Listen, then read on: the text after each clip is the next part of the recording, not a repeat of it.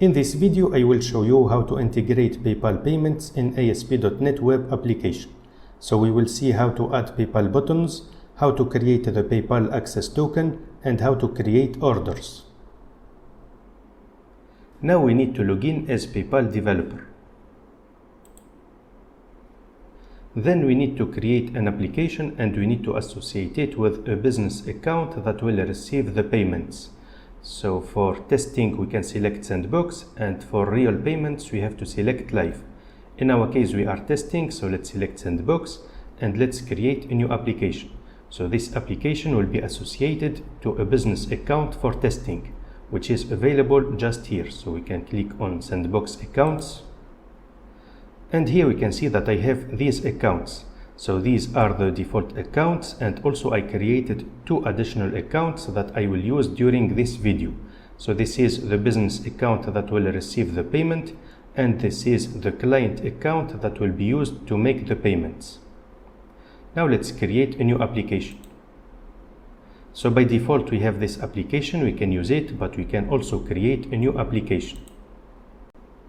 Let's call it Best Shop App. So this application will be used to accept payments, and we need to associate it with the business account that will receive the payments. So I will select this account, then create app. Now let's add the client ID and the secret to our application to allow it to send requests to PayPal. So let's copy the client ID and let's add it to app settings.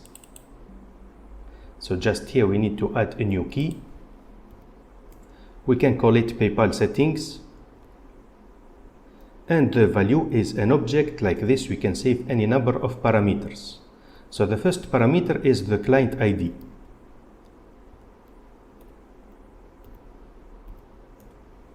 Then we need the secret.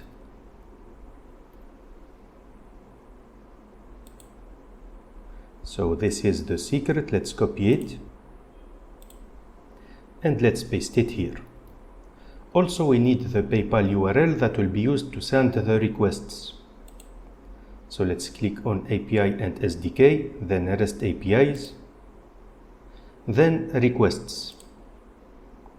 So here we can see that for testing we have to use this URL, and for live payments we have to use this URL. So let's copy this URL and let's create a new key. Let's call it URL. Now let's create the checkout page that will be used to make the payments. So let's create it in the pages folder. Let's select Razor page empty, then add, and let's call it checkout.cshtml. Then let's go to the code. Then here we need to read the parameters of app settings. So let's create the constructor of this class. Then let's request an object of type iConfiguration from the service container. So here let's add iConfiguration. And now we can use it to read the data of this file. So first let's create 3 public properties that will be used to save the PayPal parameters. So here we have PayPal client ID, PayPal secret, and PayPal URL. Now let's initialize these properties in the constructor using this object. Now let's complete the page. So here let's create a div. So here we will add a padding and we will use this background color. Also we want this div to take all the width of the page. So just here we have to define a new key into view data. So the value here is no container equal to true. So this is already used in the layout file. Let's take a look on the layout file. And here we can see that if no container is null, then we will display the page into a container. But if no container is true, in this case we will display the page outside of any container. Like this, the div that we created can take the full width of the page. Then inside this div we can create a new div and we can display it in the center of the page. So here MX Auto allows us to display this div in the center of the page. We have padding, we have a background color, then we will display a rounded border, and also for the width it will be 420 pixels. Now let's display the title of this page. So here we can write complete your order. Then we can create a row to display the delivery address. So in the first column we display delivery address and the second column is empty and we need to complete it with the real delivery address. Now let's create another row to display the total amount. Now let's create a third row to display the quantity of the products. So here we have quantity and in this column we have to display the number of ordered books.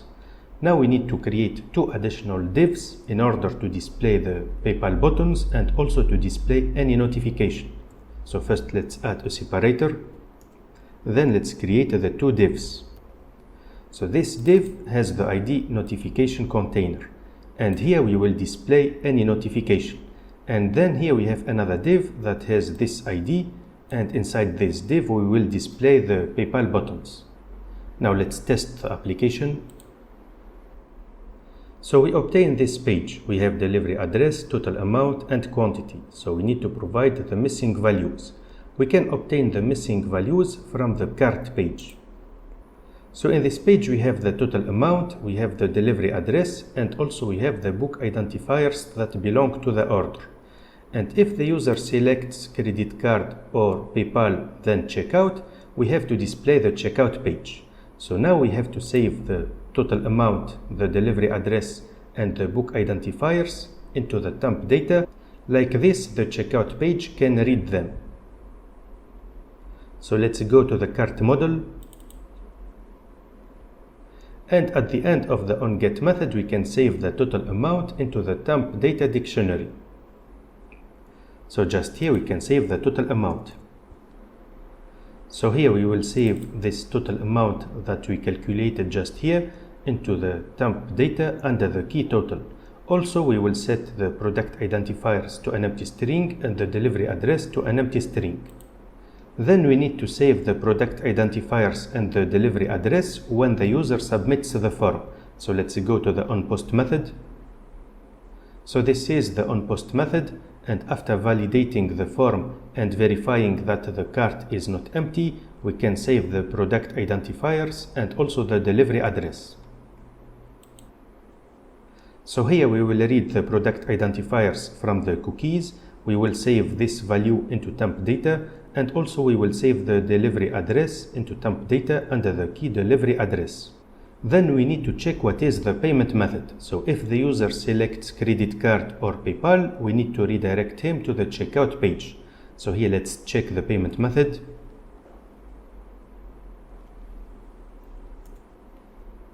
So if the payment method is credit card or the payment method is PayPal, then we will redirect the user to the checkout page, and of course we will exit the execution of this method. Now in the checkout page we need to read the data of temp data and we need to display it. So let's go to the checkout page. Then let's create three public properties. So we need the delivery address, the total amount, and also the product identifiers. Then let's go to the onGet method where we will initialize these properties. So we will initialize delivery address from temp data using the key delivery address, and this can be null, so we have to add question mark. So if it is not null, we will convert it into a string.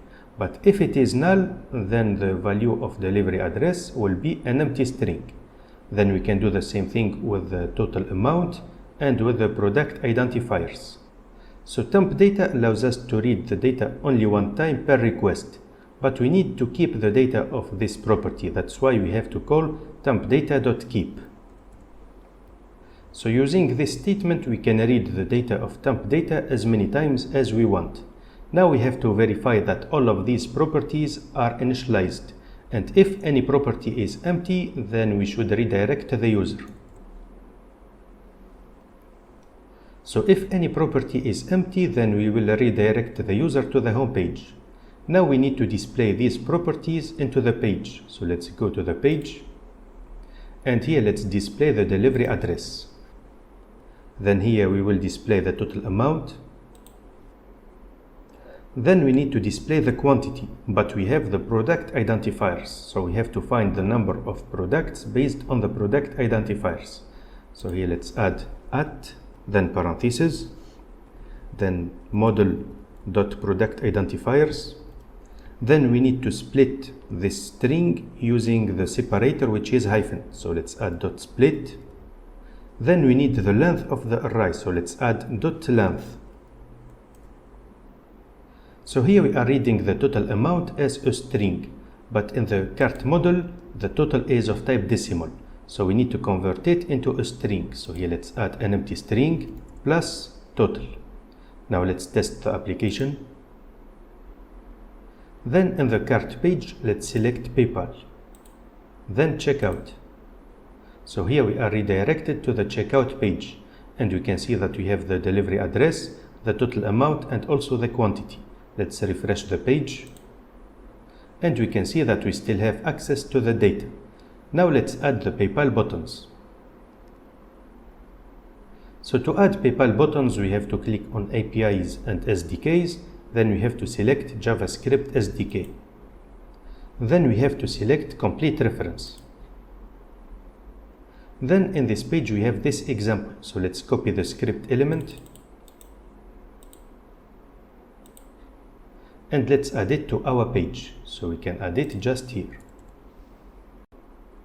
Then we need to replace test by the client ID. So we have already a property called PayPal client ID that is initialized in the constructor, and we can use it to fill the value of client ID. So let's delete test, let's add at, then we will use the explicit razor syntax, then model dot PayPal client ID, and the currency is USD.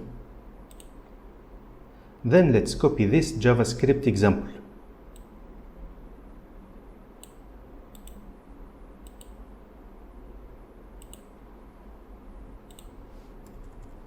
Let's paste it just here. So here we have the PayPal buttons. We can save them into a variable like this. We can hide the buttons after the successful payment. Then let's display these buttons inside the div having this ID. So here let's add semicolon, then the name of the buttons, dot render. So the name that we have here is the identifier of the div where we want to display the buttons. So when the user clicks on the PayPal button, create order will be executed, and it should send a request to our application. So we can send the request to the same page, which is checkout. So here let's delete this and let's write checkout. So here the request will be transmitted using the post method. And in our case, all the data that is required by checkout is available in temp data. So we don't need to send any data. So we can delete all of this. Also, we need to add the onApprove method that will be executed when the user accepts the payment. So let's go to the documentation website and let's find onApprove. So here we have the onApprove method. Let's copy this code.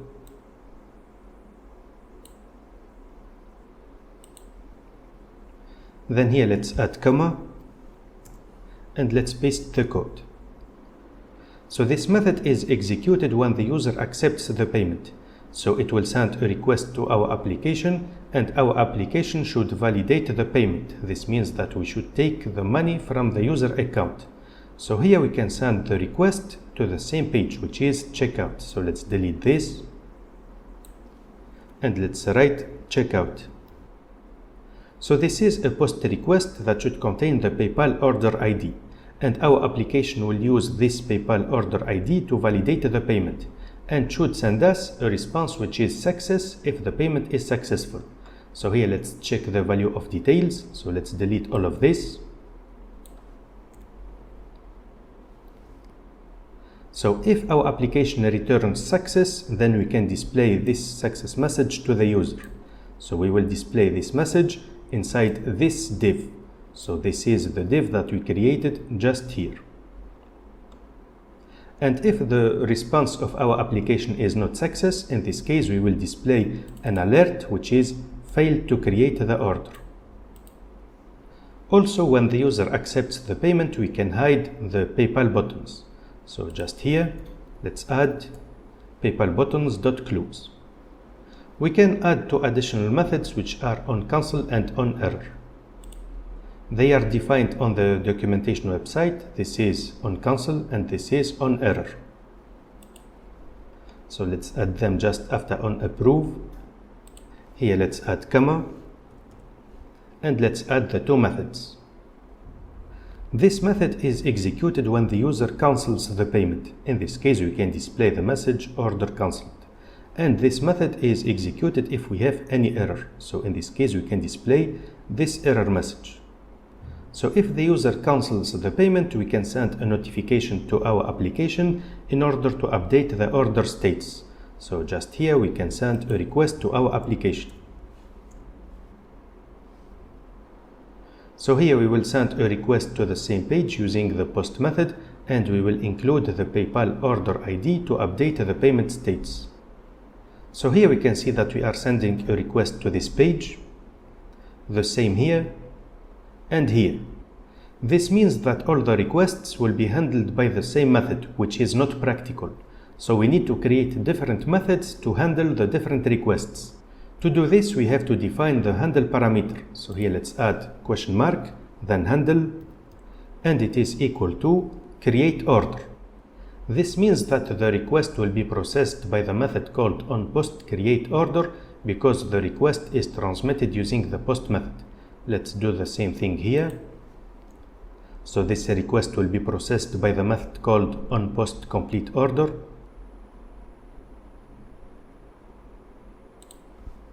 And this request will be processed by the method called onPostCancelOrder.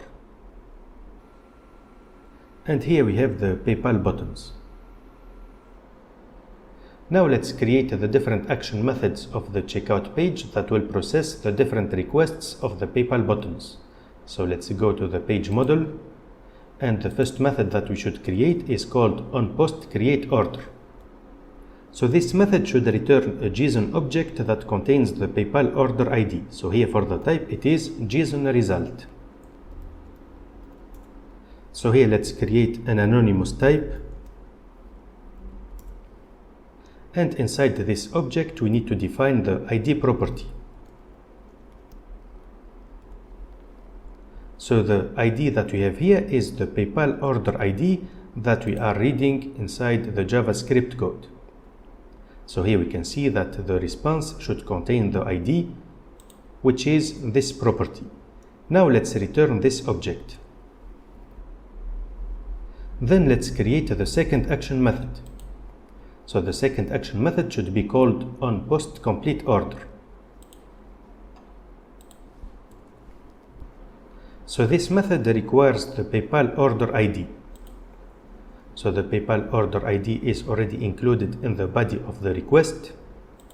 And to read it here we have to add from body because we are reading the data from the body, and here the data of the body is of type JSON object. So here we need just to add the corresponding namespace. Then let's check if we have the order ID inside this object or not. So if data is null or data of order ID is null, in this case we will return an empty JSON object. Otherwise we can read the order ID from this data.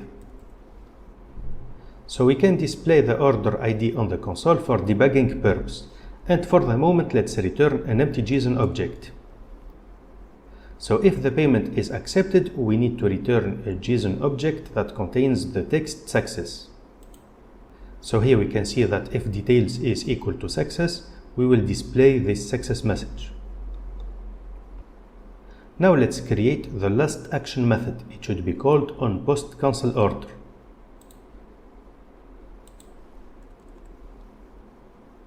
So for the moment, onPost cancel order is identical to onPost complete order.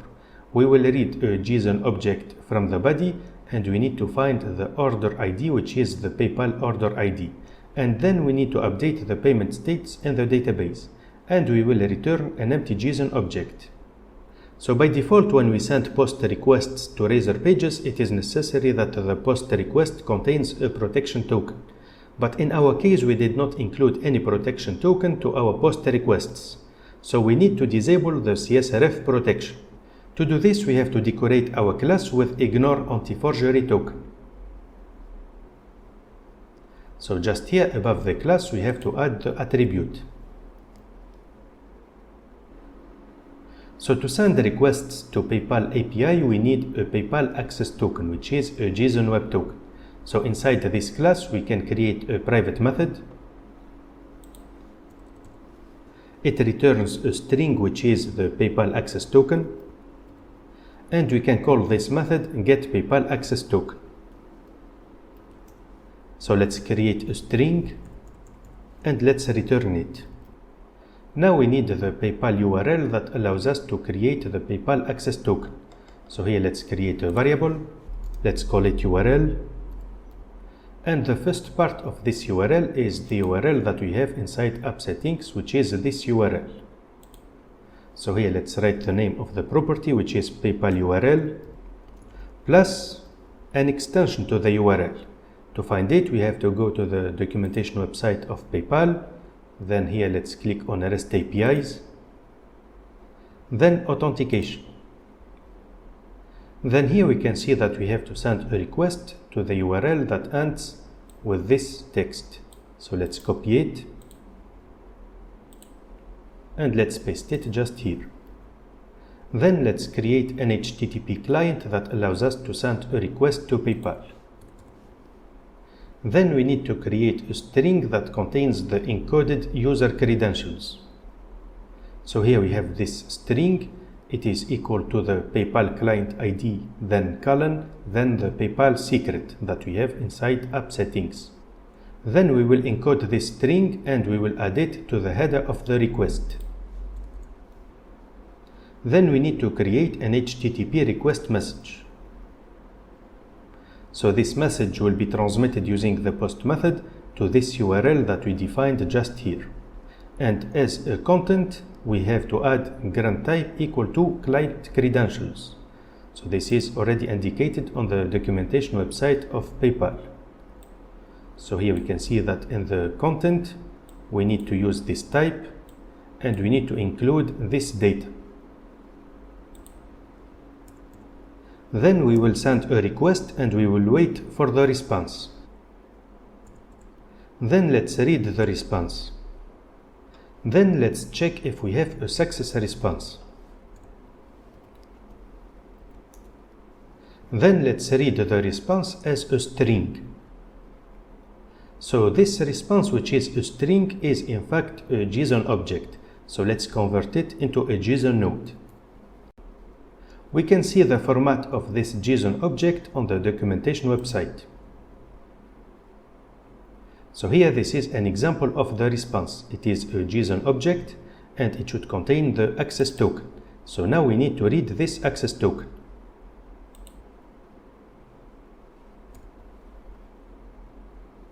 So if this response is not null, then we can read the access token using the key access token. And we will return it. But if we have any error, then we will return the initial value, which is this empty string. Now we can use this method to obtain the access token that allows us to send any other request to PayPal. Now let's implement the onPost create order. So this method will be executed when the user clicks on the PayPal buttons. So here we can see that when the user clicks on the PayPal buttons, we will send a request to the method onPost create order. So first we need to read the delivery address, the total amount, and the product identifiers from the temp data. And because we still need the data of temp data, we have to call tempdata.keep. Then let's check if any of these properties is empty. So if any property is empty, then we have a problem. In this case, we can return an empty JSON object. Otherwise, we should create the request body. So to find the format of the request body, we have to go to the documentation website of PayPal. Then let's click on Orders. Then Orders. So here, to create an order, we should send a request that contains the required parameters. So for the header parameters, we can see that authorization is required and also the content type is required. Then for the request body, we have the purchase units, which is required, and the intent, which is required. Let's expand purchase units. So here we can see that amount is required. Let's expand it. So here we have currency code, which is required, and the value, which is also required. So here we have an example of the request body. And if we only keep the required parameters, we obtain this JSON object. So we need to send a request that contains at least this JSON object. So first, let's create the JSON object. We can call it create order request. Then let's add the intent. So here intent is capture. This means that we want an immediate payment.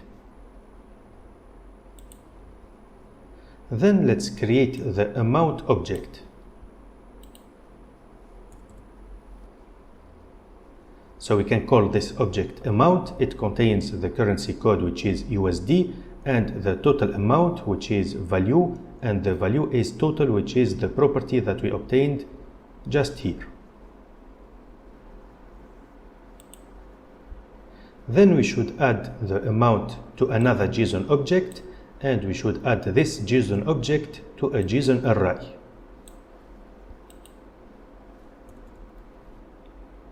So here we will add the amount to this JSON object, and we will add this JSON object to this JSON array. Now we need to add this JSON array to this JSON object, and we should call it purchase units. Then we need the PayPal access token, so we can use the private method that we created, which is called get PayPal access token. Then we need to send the request. So first we need the URL. So the first part of the URL is the PayPal URL that we have inside app settings. And of course we need to add an extension. Let's go to the documentation of PayPal, and here we have to send the request to this endpoint. So we should send the request using the post method. Let's copy this part of the URL and let's paste it just here. So when we send a request to this URL, we should receive the PayPal order ID. So here let's create a variable. We can call it order ID, and we can initialize it with an empty value. And of course we can return it. So let's add it just here. Then let's create the HTTP client that allows us to send a request to PayPal. Then we should add this JSON web token to the request header. Then we need the HTTP request message, in which we will add this JSON object. So this is an HTTP request message that we will send using the post method to this URL that we defined just here. And as a content, we will add this JSON object. Then let's send the request and let's wait for the response. Then let's read the response. Then let's check if we have a success response or not. So if we have a success response, then we will read the response and we will convert it into a string. So the PayPal response is a JSON object, so we need to convert this string into a JSON node. Then we can read the PayPal order ID from this object. So we can take a look on the format of this object on the documentation website of PayPal. So this is the response format. It contains the PayPal order ID that we should read and we should send back to the PayPal buttons. So if JSON response is not null, then we will read the order ID. So here we have to read the value of the key called ID. And of course we need to save the order in the database. But for the moment, let's just add this command. So finally, this order ID will be sent back to the PayPal buttons. Let's test the application. So here let's select PayPal, then checkout. Then let's click on this button. But here we have this error. This is because we did not send the request to the correct URL. So to fix this, we have just to write this URL correctly. So here it is handler with R. Let's test the application. Let's click on PayPal. So this time we have this window and we don't have the error anymore. This is because the PayPal buttons received the order ID correctly. So now we need to log in using the test account. And because I want to make a payment, I will use the personal account. Then next. So here we have the total amount. Let's select PayPal balance, then complete purchase. So here we have this error message. As we can see, it has only one exclamation mark. So we did not obtain this error message with 3 exclamation marks, but we obtained this error message with a single exclamation mark because our ASP application did not send a success response, but it sent an empty JSON object. So to fix this, we need to implement the complete order handler. Now let's implement the onPost complete order. So here we have the PayPal order ID, and now we need the PayPal access token. So we can use our private method. Then we need the URL that allows us to send the request. So the first part of this URL is the PayPal URL that we have in app settings. Then we have to add an extension to this URL. So here under orders, we have to go to capture payment for order. Then we need to copy this URL. So we need to copy this part of the URL. Let's paste it here. And of course, we need to replace this ID by this PayPal order ID. So we will send a request to this URL to capture the money and to validate the payment. So now we need an HTTP client. Then we need to add the access token to the request header. Then we need an HTTP request message. So here we can see that the content is empty, but this is very required because we have to indicate the content type, which is application/JSON. If we don't add this, we will have an error. Also, we can see that we will send a post request to this URL. Now let's send the request and let's wait for the response. Then let's read the response and let's check if it is a successful response or not. If we have a successful response, then we can read the response as a string. And because this response is a JSON object, we need to convert it into a JSON node. Then let's check if this object is null or not. If it is not null, then we need to read the order states. So the order states is available in the key states. We can take a look on the format of the response. So this is the response. We can see that it has the status that can be completed. Let's expand the responses. So here we have status and it can be one of these values. If it is completed, this means that the payment has been accepted. So now let's check if the status is completed. If it is completed, then we need to clear the temp data. Also, we need to update the payment states in the database. So we will set the payment states to accepted. And of course, we need to clear the cookie. Then we will return a success response. So it is a JSON object that contains the text success. So this is what we need here. If details is equal to success, then we will display this success message. So this is the success message. Also, it is very important to add the content type in the header. So just here, we need to add headers, then content type is equal to application/JSON. Now let's test the application. Let's click on PayPal, then complete purchase. So this time we have the order is created successfully. Now if we refresh the page, we are redirected to the home page. This is because we cleared temp data.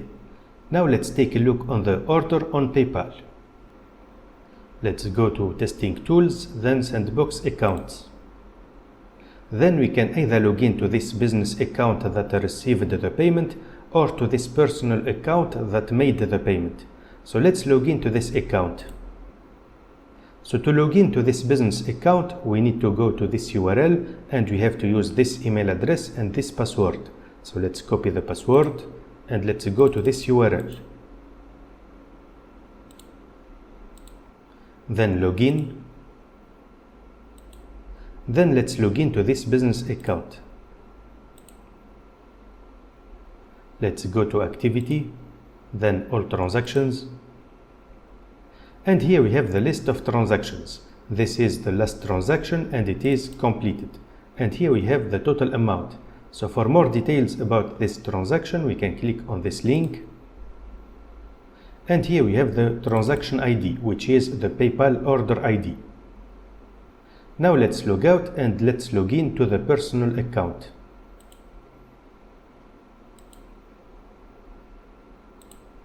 So this is the personal account. And this is the last payment.